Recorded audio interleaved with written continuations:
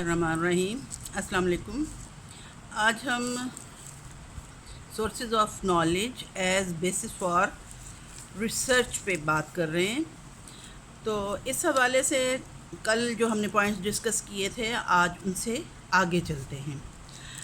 اس میں personal experiences یا ذاتی تجربات کا نمبر 4 آتا ہے۔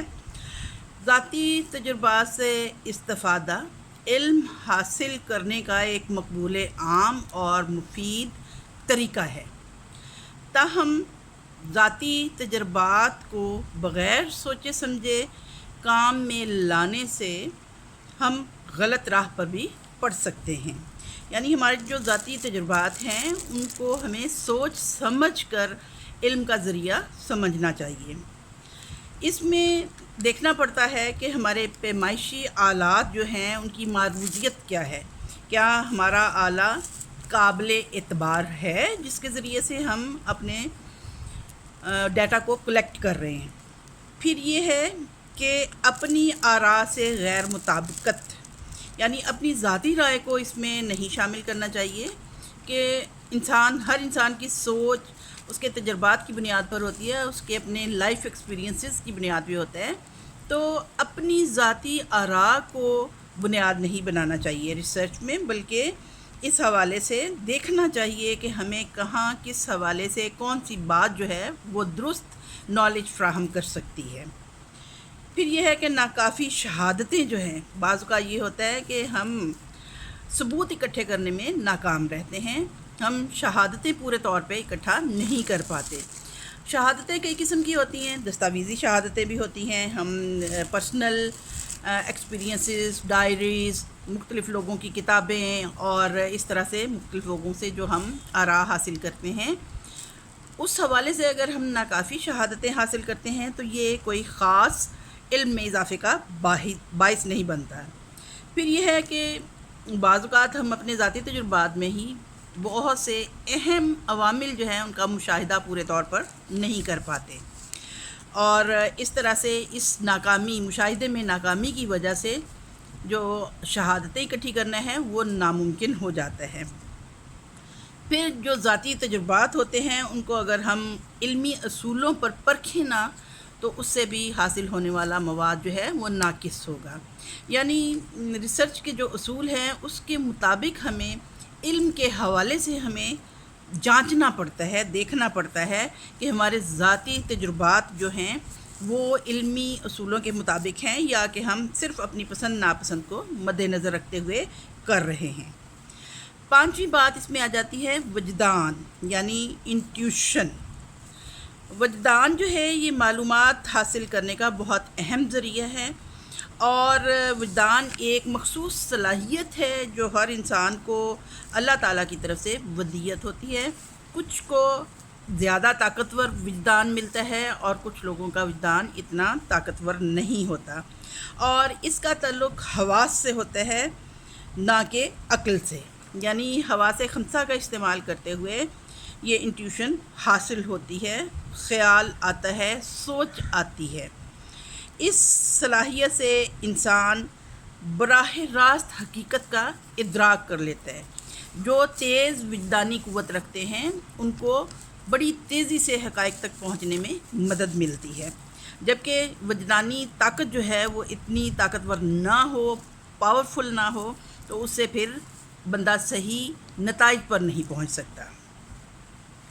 6ٹھی بات آ جاتی ہے وحی، اور وحی کیا ہے؟ یہ اللہ تعالیٰ کی طرف سے پیغام ہے، اور وحی جو ہے یہ پیغمبروں پر نازل ہوا کرتی تھی، فرشتے پیغام اللہ تعالیٰ کا لے کر آتے تھے، اور یہ جو ہے ایک خاص طریقہ کار ہے علم حاصل کرنے کا، اور اس میں اعلیٰ اور رفع ہستی ہی یعنی اللہ تعالیٰ اپنے منتخب بندوں کی طرف کچھ علم براہ راست منتقل کر دیتے ہیں، جیسے کہ ہمارے 4 پیغمبر ایسے ہیں جن کو فرشتوں کے ذریعے سے تعلیم دی گئی، کتابیں دی گئیں۔ اسی طرح سے جو یہ 4 ہماری کتابیں ہیں مشہور ہیں، زبور ہے، انجیل ہے، قرآن پاک ہے، یہ اس کے ساتھ ساتھ کچھ لوحیں بھی ودیت ہوتی تھیں مختلف پیغمبروں کو.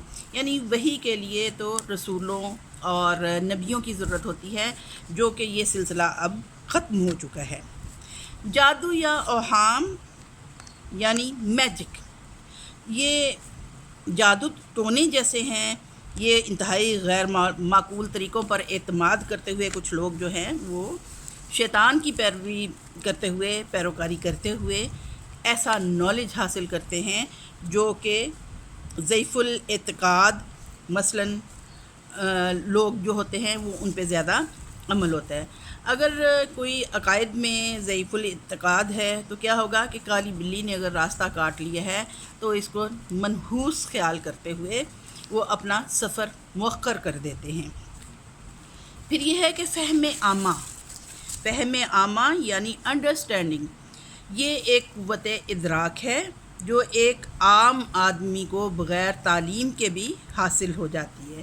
یعنی فہم بھی جو ہے یہ اللہ تعالیٰ کی طرف سے ودیت ہوتے ہیں، اور ضروری نہیں ہے اس کے لیے انسان کا تعلیم یافتہ ہونا ضروری ہو. یعنی بعض اوقات ہمارے کچھ ہم کہہ سکتے ہیں ان ایجوکیٹڈ پرسن ڈگری ہولڈر نہ ہونے کے باوجود ان کا فہم عام جو ہے، سمجھ جو ہے، انڈرسٹینڈنگ جو ہے وہ بہت شاندار ہوتی ہے. 9ویں بات اس میں آ جاتی ہے سائنسی طریقہ، سائنٹیفک میتھڈ. اب نمبر 1 پہ اس میں جو آئے گا وہ یہ ہے کہ سائنس بحیثیت علم ہے. یہ بذات خود ایک ایسے منظم علم کا نام ہے سائنس، جو سائنسی طریقے سے حاصل کیا جاتا ہے. سائنس کے سبجیکٹس ہوتے ہیں کچھ خصوصی، اور یہ علم جو ہے یہ حقائق کو، تصورات کو اور نظریات و قوانین پر مشتمل ہوتا ہے.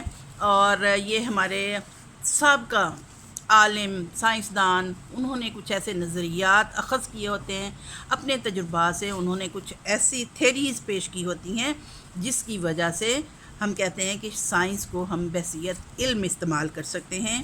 مثلاً ہم کہہ سکتے ہیں کہ طبیعیات یعنی فزکس، حیاتیات بیولوجی، نفسیات ہے، عمرانیات ہے، سوشیولوجی یعنی سائیکالوجی، یہ مختلف علوم ہیں جن کو ہم سائنٹیفک علوم کہتے ہیں، سائنٹیفک نالج کہتے ہیں.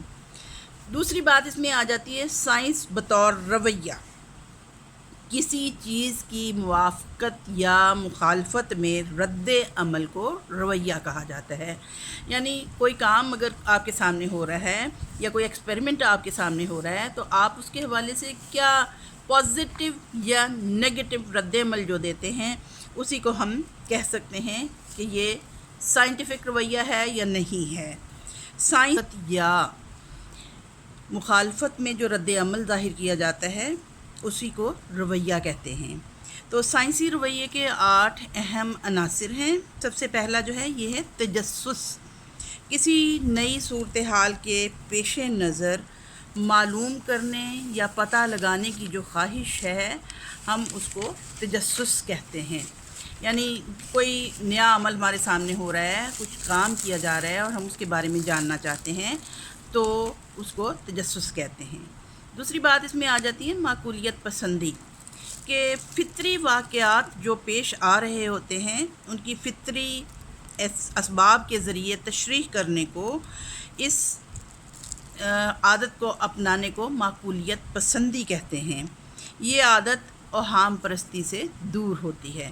یعنی ہم حقیقی اسباب یا فطری اسباب کو دیکھتے ہیں، غور کرتے ہیں ان پہ. پھر فیصلہ کو موقوف کرنے کی آمادگی، یہ بھی ایک سائنسی حوالے سے ہم کہہ سکتے ہیں کہ ایک رویہ ہے. اس رویے سے ہماری مراد یہ ہوتی ہے کہ وہ عادت جس کے ذریعے ہم نتائج اخذ کرنے یا فیصلہ کرنے سے پہلے کافی ساری شہادتیں اکٹھی کر لیتے ہیں اور پھر اس کے بعد جو ہائپوتھیسس ہوتے ہیں ان کو عارضی اور علم کے قابل اور اس قابل اصلاح سمجھتے ہیں. یعنی جو ہم نے ہائپوتھیسس قائم کیے ہیں ان پہ ہم غور کرتے ہیں. وسیع النظری اس نئی شہادت کی روشنی میں جب ہم اپنے نظریات کو بدلنے کی آمادگی ظاہر کرتے ہیں تو اس کو ہم وسیع النظری کہہ سکتے ہیں. یعنی یہ نہیں کہ ہم کسی بات پہ ہم ہٹ درمی کا مظاہرہ کرتے ہیں، ہم اڑ جاتے ہیں، بلکہ یہ ہے کہ ہم اپنے خیالات کو تبدیل کر سکتے ہیں. پھر یہ ہے کہ تنقیدی فکر، یعنی کسی بھی چیز کو تنقیدی نقطۂ نگاہ سے دیکھنا، یہ وہ عادت ہے جس کے ذریعے ہم نتائج اور تحکمانہ بیانات کے حق میں شہادت اور دلائل کی تلاش کرتے ہیں. یعنی یہ نہیں کہ ہم ہٹ درمی کا مظاہرہ کرتے ہیں، بلکہ یہ کہ ہم دلیل کے ذریعے کسی بات کو ہم ثابت کرتے ہیں تنقیدی نقطۂ نظر رکھتے ہوئے. پھر یہ ہے کہ معروضیت پسندی، علم کی تلاش میں اپنے ذاتی تجربات اور توقعات کو شامل نہ کرنے کی عادت کو معروضیت پسندی کہتے ہیں. ہر انسان کی کچھ مخصوص فطرتی عادتیں ہوتی ہیں، فطرت ہوتی ہے، تو اس کو ترک کر دینے کے حساب سے ہم جب کسی بات کو معقولیت سے دیکھتے ہیں، معقول نقطۂ نظر سے دیکھتے ہیں، تو ہم کہہ سکتے ہیں کہ یہ معقولیت پسندی ہے. مکمل معروضیت حاصل کرنا ایک بہت مشکل امر ہے، اور اس حوالے سے ہم کہہ سکتے ہیں کہ ہمارا جو ادراک ہے وہ ہمارے سابقہ تجربات کے ماتحت ہوتا ہے. یعنی زندگی میں جو ہمیں تجربات پیش آئے ہوتے ہیں، ہم انہی کے حوالے سے نئی صورتحال کا ذہنی دیانت سے مراد یہ ہے کہ ہم جو کچھ طریقہ تفتیش استعمال کرتے ہیں ذاتی، اس کے حساب سے ہم اپنی صحیح رپورٹ اپنے مشاہدات کی بنیاد پر کرتے ہیں. یہ نہیں ہوتا کہ اس میں ہم اپنی مرضی سے کچھ نہ کچھ اور شامل کر لیں، بلکہ یہ ہوتا ہے کہ ہم جو کچھ ہم نے اپنا مشاہدہ کیا ہوتا ہے وہی بیان کر دیتے ہیں، خاص کے نتائج کچھ بھی ہوں. یعنی ہماری مشاہدات کی بنیاد پر ہمارے جو ہائپوتھیسس ہیں وہ نل ثابت ہوں یا کہ وہ درست ثابت ہو جائیں. اگلی بات جو اس میں آ جاتی ہے وہ انکاری ہے، جس میں یہ ہے کہ اپنی اور اپنے ذاتی طریقہ تفتیش کے لیے جو پابندیاں انسان نے خود بخود عائد کی ہوتی ہیں ان کا احساس رکھنا انکاری کہلاتا ہے. تو بچوں، امید ہے آج کے اس لیکچر سے آپ کو سورسز آف نالج کے بارے میں کچھ نہ کچھ اندازہ ہو گیا ہوگا. اوکے، تھینک یو، اللہ حافظ.